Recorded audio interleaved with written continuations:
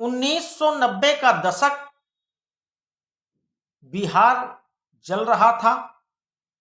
मंडल की आग सिर्फ संसद में नहीं बल्कि सड़कों पर भी थी। जाति, सत्ता और वर्चस्व, हर गली में समीकरण बदल रहे थे और इसी उथल पुथल में कोसी क्षेत्र से उभर रहा था एक नाम, राजीव रंजन। लेकिन लोग उन्हें एक और नाम से जानते थे और वो नाम था मित्रों, पप्पू यादव। तेज आवाज, बिना झिझक बोलने वाला अंदाज, भीड़ को उकसाने वाली भाषा और टकराव से बिल्कुल न डरने वाली राजनीति। क्या वो सिर्फ एक नेता थे या उभरता हुआ बाहुबली? दोस्तों, 90 का बिहार, जहां चुनाव सिर्फ वोट से नहीं बल्कि बल से भी जीते जाते थे, धीरे धीरे पप्पू यादव के नाम के साथ जुड़ने लगे आरोप, मारपीट, धमकी, रंगदारी और आर्म्स एक्ट के केस। समर्थक कहते थे कि राजनीति में केस लगते ही हैं और विरोधी कहते थे कि ये कोई इत्तेफाक नहीं बल्कि एक पैटर्न है। दोस्तों, यहीं से बाहुबली शब्द पप्पू यादव की पहचान के साथ चिपक गया। लेकिन राजनीति में डर की अपनी ताकत होती है और बिहार की राजनीति में ताकत ही पहचान बनाती है।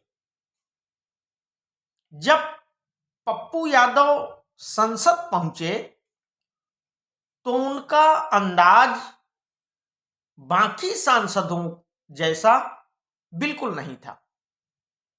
संकोच नहीं, धीमी भाषा नहीं, सीधी भिड़ंत। 1996 में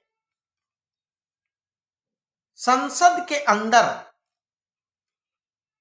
तीखी बहस हुई। आनंद मोहन के साथ टकराव। देश ने पहली बार देखा एक सांसद जो सदन में भी सड़क जैसी भाषा का इस्तेमाल कर रहा था। कुछ ने कहा कि वो सच बोलते हैं, तो कुछ ने कहा कि ये उग्र राजनीति है। लेकिन एक बात तय थी कि पप्पू यादव को नजरअंदाज नहीं किया जा सकता था। दोस्तों, 14 जून 1998 पूर्णिया,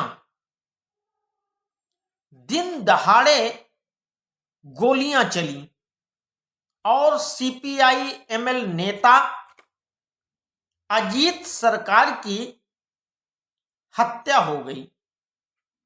पूरा बिहार सन्न, राजनीतिक हलचल, सड़कें गरम, मीडिया उफान पर और आरोप सीधे पप्पू यादव पर। दोस्तों, क्या ये राजनैतिक प्रतिद्वंदिता थी या स्थानीय वर्चस्व की लड़ाई या फिर पुराना कोई आपसी टकराव? खैर, सीबीआई जांच शुरू हुई, गवाह बदले, बयान बदले और राजनैतिक बयानबाजी तेज हो गई। दोस्तों, फिर साल आया 2008 का और विशेष अदालत का फैसला आया। पप्पू यादव दोषी करार दिए गए, उन्हें उम्र कैद की सजा सुनाई गई। यानी एक सांसद अब सजा याफ्ता कैदी हो गया था। यह सिर्फ सजा नहीं थी, बल्कि यह पप्पू यादव की छवि का पतन था।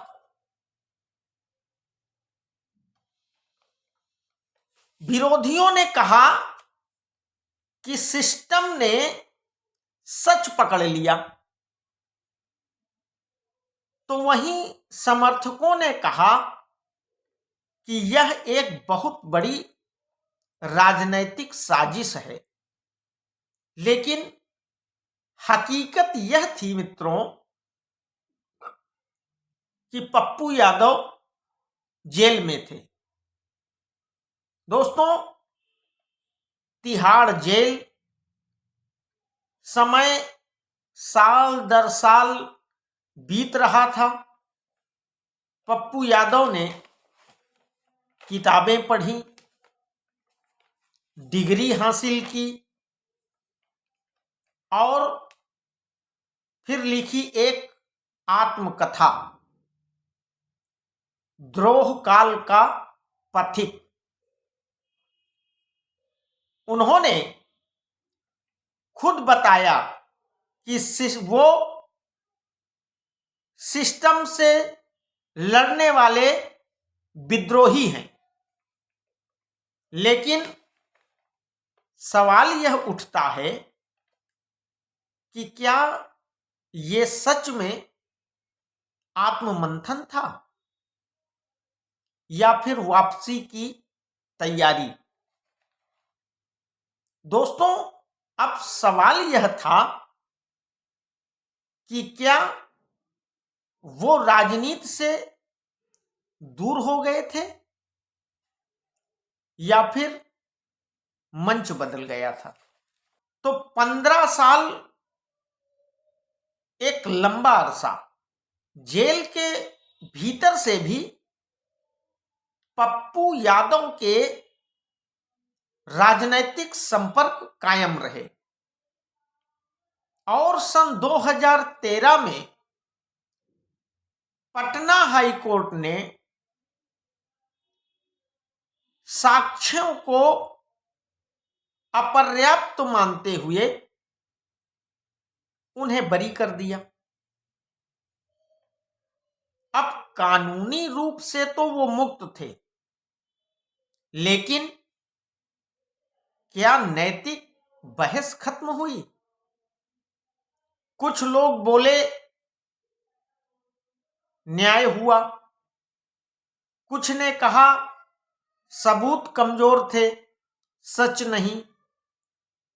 और बिहार इस बहस में दो हिस्सों में बंट गया मित्रों।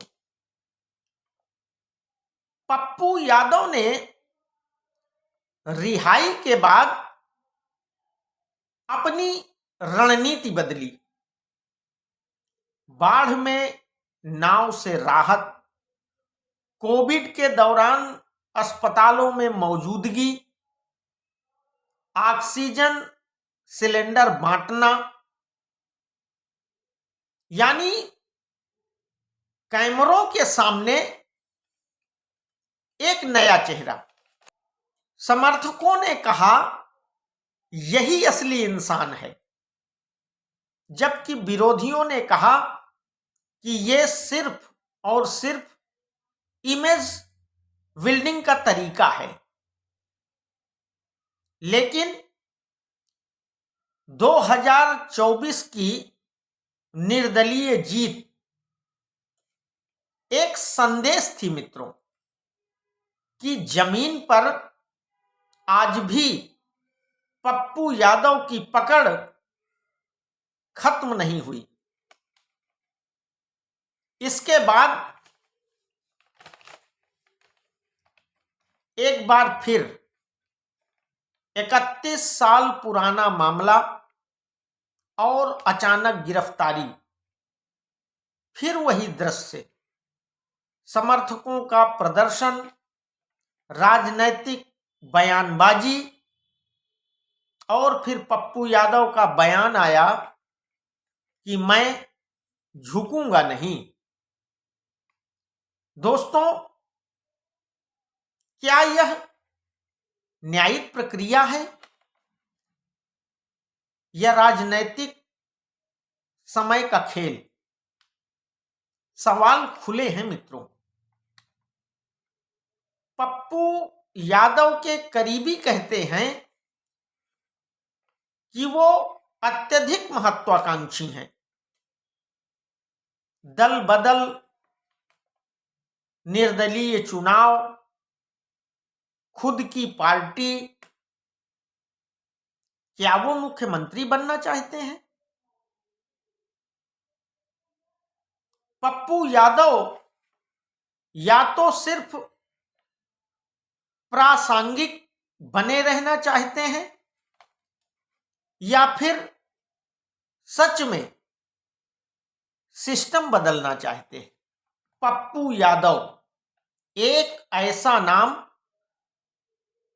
जिसके साथ जुड़ा हत्या का आरोप, उम्र कैद, बरी होना और फिर वापसी।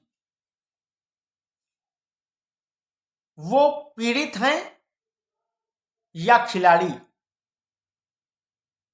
मसीहा हैं या रणनीतिकार?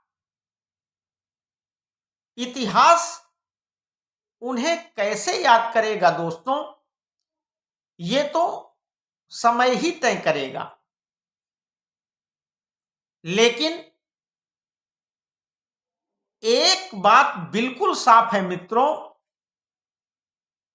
कि बिहार की राजनीति में पप्पू यादव का अध्याय अभी भी खत्म नहीं हुआ है।